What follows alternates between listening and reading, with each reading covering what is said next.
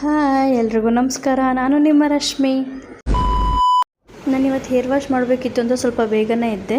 ಶ್ರದ್ಧೆ ಶಿಸ್ತು ಭಕ್ತಿಗೋಸ್ಕರ ಹೆಸರುವಾಸಿಯಾಗಿರೋ ಈ ಸೂರ್ಯವಂಶದಲ್ಲಿ ಇವನೊಬ್ಬ. ನನ್ನ ಹೇರ್ಸ್ ನೋಡಿ ಎಷ್ಟು ರಫ್ ಆಗಿದೆ, ಬಟ್ ಪರವಾಗಿಲ್ಲ, ನನ್ನ ಹತ್ರ ಇವತ್ತು ಹೇಗಿದೆ. ನಾನು ಅಂದ್ಕೊಂಡಿದ್ದೆ ಒಂದೇ ಸರಿಗೆ ಎಗ್ ಬ್ರೇಕ್ ಮಾಡ್ತೀನಿ ಅಂತ, ಆದರೆ ಇಲ್ಲಿ ನೋಡಿ ಪವರ್ ಆಫ್ ಜಿಮ್ ವರ್ಕ್ ಆಗಲೇ ಇಲ್ಲ.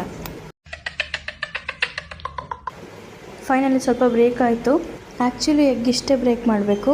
ನೀವು ಫುಲ್ ಎಗ್ನ ಯೂಸ್ ಮಾಡ್ತೀವಿ ಅಂದರೆ ಫುಲ್ ಬ್ರೇಕ್ ಮಾಡ್ಬೋದು, ಬಟ್ ನಾನಿಲ್ಲಿ ಬರೀ ವೈಟ್ ಕಲರ್ ಅಷ್ಟೇ ಯೂಸ್ ಮಾಡ್ತಾಯಿದ್ದೀನಿ. ಇದಕ್ಕೆ ನಾನು ಅಲೋವೆರಾ ಜೆಲ್ ಕೂಡ ಮಿಕ್ಸ್ ಮಾಡಿದ್ದೀನಿ, ಜಾಸ್ತಿ ಸ್ಮೆಲ್ ಬರಬಾರ್ದು ಅಂತ ಹೇಳ್ಬಿಟ್ಟು. ಇದೆಲ್ಲ ಆದಮೇಲೆ ಅಪ್ಲೈ ಮಾಡೋಕ್ಕೆ ಸ್ಟಾರ್ಟ್ ಮಾಡಿದೆ.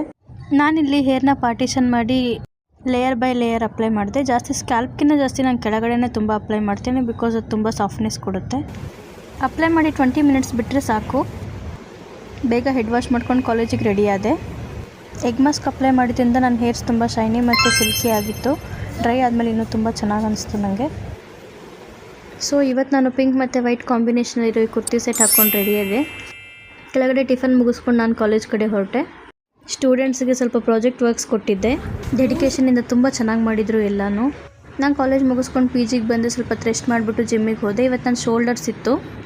ಜಿಮ್ ಮುಗಿಸ್ಕೊಂಡು ಹಾಗೆ ಸ್ವಲ್ಪ ವೆಜಿಟೇಬಲ್ಸ್ ತೊಗೊಳೋದಿತ್ತು ಅಂತ ಹೇಳ್ಬಿಟ್ಟು ವೆಜಿಟೇಬಲ್ಸ್ ತೊಗೊಂಬಂದೆ. ನೈಟ್ ನನಗೆ PG ಊಟ ಬೇಡ ಆಗಿತ್ತು, ಹಾಗಾಗಿ ನಾವು ಮತ್ತು ನನ್ನ ಫ್ರೆಂಡ್ಸ್ ಎಲ್ಲ ಹೋಟೆಲ್ಗೆ ಹೋದ್ವಿ. ಇಲ್ಲಿ ನೋಡಿ ನನ್ನ ಜೂನಿಯರು ಒಂದು ಜಗ್ ತೆಗಿಯೋಕ್ಕೆ ಎಷ್ಟು ಸಾಹಸ ಮಾಡ್ತಿದ್ದಾಳೆ.